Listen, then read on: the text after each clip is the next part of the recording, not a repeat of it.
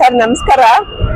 ನಾಳೆ 399ನೇ ಶಿವಾಜಿ ಜಯಂತಿ ಪ್ರಯುಕ್ತವಾಗಿ ನಾವು ಇವತ್ತು ಪ್ರಿಯಾ ಕೃಷ್ಣ ಅವ್ರಿಗೆ ಇನ್ವೈಟ್ ಮಾಡಕ್ಕೆ ಬಂದಿದ್ದೀವಿ.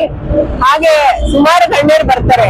ಇದು ಏನಂದ್ರೆ ಶಿವಾಜಿ ಸ್ಟ್ಯಾಚ್ಯೂ ಸದಾಶಿವನಗರ ಮಲ್ಲೇಶ್ವರಂ ಅಲ್ಲಿ ಇರೋದ್ರಿಂದ ಅದಕ್ಕೆ ವಿಜೃಂಭಣೆಯಿಂದ ಮಾಡ್ತಾ ಇದ್ದೀವಿ. ಪ್ರತಿ ವರ್ಷ ಹೊದಿಗೆರೆಯಿಂದ ಶಿವಾಜಿ ಅವರ ಅಪ್ಪಂದು ಅಲ್ಲಿ ಸಮಾಧಿ ಇದೆ, ಅವ್ರ ಶಾಹು ಮಹಾರಾಜ್ದು.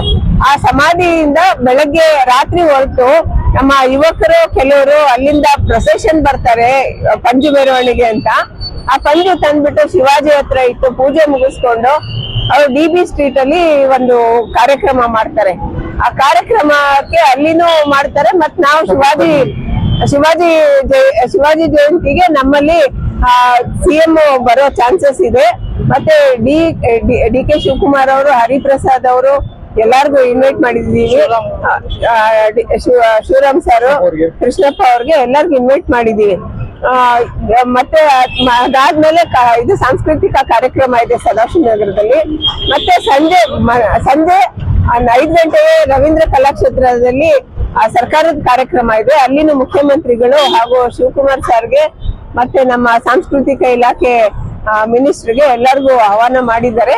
ಅಲ್ಲಿನೂ ಬರ್ತಾರೆ. ಎಲ್ರು ತಾವು ಬನ್ನಿ, ತಮ್ಮ ಜೊತೆಲಿರೋರ್ಗೆಲ್ಲ ಕರೆತನ್ನಿ ಅಂತ ಹೇಳಿ ಇದ್ರ ಮೂಲಕ ತಿಳಿಸೋದಕ್ಕೆ ಬಯಸ್ತೀನಿ ಸರ್. ನನ್ನ ಪರಿಚಯ ಉಮಾ ಅಂತ ಹೇಳಿ, ನಾನು ಮತ್ತೆ ಸುರೇಶ್ ಅವರು ಆರ್ಗನೈಸಿಂಗ್ ಸೆಕ್ರೆಟರಿ ಆಗಿದ್ದಾರೆ.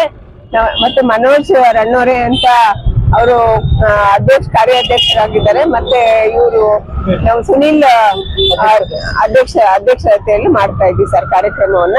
ತಾವೆಲ್ಲ ಬನ್ನಿ ಅಂತ ಹೇಳಿ ಮತ್ತೊಮ್ಮೆ ಕೇಳ್ಕೊಳ್ತಾ ಇದ್ದೀನಿ ಸರ್. Sadashivanagar Sankey tank. ಎಲ್ಲಾರು ಮೇಡಮ್ ಅವ್ರು ಹೇಳಿದಂಗೆ ಬರಕ್ಕೆ ತಾವೆಲ್ಲ ವಿಷಯ ಹೇಳಿದ್ದಾರೆ. ನಾನು ಇಷ್ಟ ತಮಗೆ ಕೇಳ್ಬೋದು, ತಾವೆಲ್ಲರೂ ಬಂದು ಈ ಒಂದು ಶಿವಾಜಿ ಜಯಂತಿ ಯಶಸ್ವಿ ಗೆಲ್ಲಿಸಿ ನಮ್ಮನ್ನ ಭಾರತ ಆರೈಕೆ ಮಾಡ್ತಾರೆ. ಶಿವಾಜಿ ಜಯಂತಿ ಮರಾಠಿ ಒಬ್ಬರಿಗೆಲ್ಲ ಇಡೀ ನಮ್ಮ ದೇಶಕ್ಕೆ ಮಹಾರಾಜವರು.